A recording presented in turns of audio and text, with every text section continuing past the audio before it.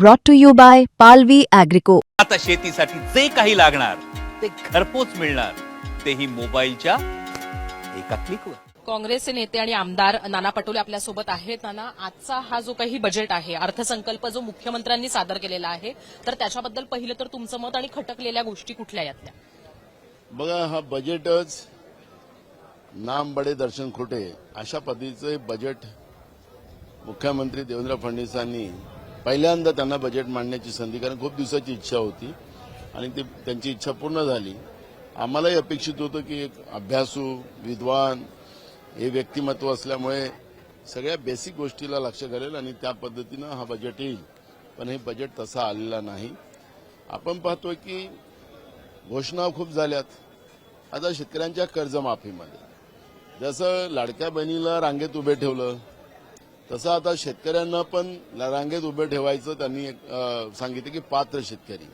आता पात्र शेतकरी म्हणजे काय? किती शेतकऱ्यांना कर्ज देणार? आमचं सरकार होतं, आम्ही सरसकट कर्जमाफी दिली होती आणि त्याच्यामुळे तो एक प्रश्न या ठिकाणी निर्माण झाला. राज्यावर 10 लाख कोटीचं कर्ज आहे. कालच आर्थिक पाहणी अहवाल पुढे आला आणि त्याच्यामध्ये आपण एक गोष्ट पाहिली की जवळपास 65,000 कोटी रुपये आपण व्याजात देतो आहे.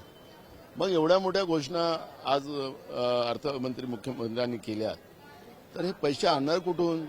त्याचा हिशोब यांना द्यावा लागेल, कारण की त्यांनी ती बाजू कुठली मांडलीच नाही की आम्ही कुठून पैसे आणणार, आम्ही कुठलाही टॅक्स लावलेला नाही. तुम्ही जीएसटी मधून किती लोकांना लुटणार आहे, काय करणार आहे, पैसा कुठून उभा करणार आहे, त्याचं कुठलंही वर्णन नाही आहे. त्याच्यामुळे हा बजेटच भूलतापा देणारा आहे अशा पद्धतीचं चित्र आपण पाहतो. शेतकऱ्यांच्या कर्जमाफीच्या अनुषंगानं 2 लाखापर्यंत, आणि जसं तुम्ही म्हटलात त्याप्रमाणे आकडा जो आहे तो दिलेला नाहीये. निधीची किती तरतूद आहे याच्याबद्दलचा सुद्धा उल्लेख केलेला नाहीये. शेतकऱ्यांचा 7/12 कोरा करण्याचं आश्वासन देण्यात आलं होतं या सरकारकडनं. तर त्यामुळे शेतकऱ्यांसाठी काम करणारं हे सरकार वाटतंय की इतर ज्या काही शेतकऱ्यांसाठी आवश्यक आहे, बियाणं असेल आणि इतर त्यांना आवश्यक ज्या गोष्टी आहेत त्यांच्याकडे पण दुर्लक्ष केलेलं आहे. जसं की हवामानामुळे येणारे जे चॅलेंजेस आहेत त्याच्या दृष्टीनं इथे कुठेही अर्थसंकल्पामध्ये तरतूद नाही. तर शेतकऱ्यांच्या दृष्टीनं एक फक्त कर्जमाफी करून काहीतरी दिलासा देण्याचा प्रयत्न केलेला आहे, पण शेतकऱ्यांना फसवणूक केली आहे का सरकारनं, असं वाटतं का? शेतकऱ्यांची चक्क फसवणूकच या सरकारने केलेली आहे. कारण की त्याच्या शेतीच्या मालाला भाव द्यायचा नाही, त्याला त्रासून सोडायचं.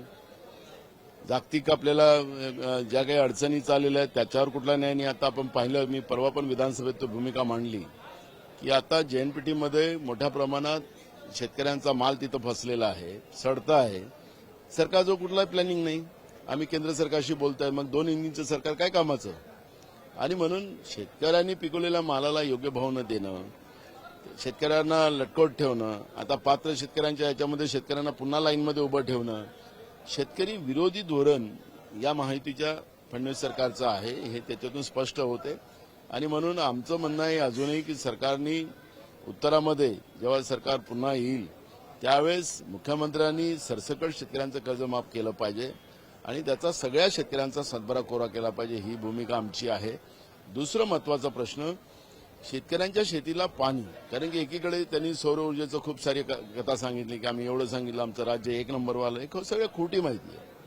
मी गावात राहतो, मला माहिती आहे शेतकऱ्यांची काय अवस्था आहे. 6-6 महिने 7-7 महिने आम्ही पैसे भरले, त्याचं कनेक्शन दिलं नाही, म्हणजे सौर ऊर्जाचं दिलं नाही. आणि नुसतं कागदावर जसं हर घर में नल नल में जल अशी जी योजना आली होती त्याला कोणालाच नळ मिळाला नाही, कोणालाच पाणी मिळालं नाही. पण प्रधानमंत्र्यांनी आमच्या एवढ्या गावाला आम्ही पाणी दिलं असं जाहीर करून टाकलं.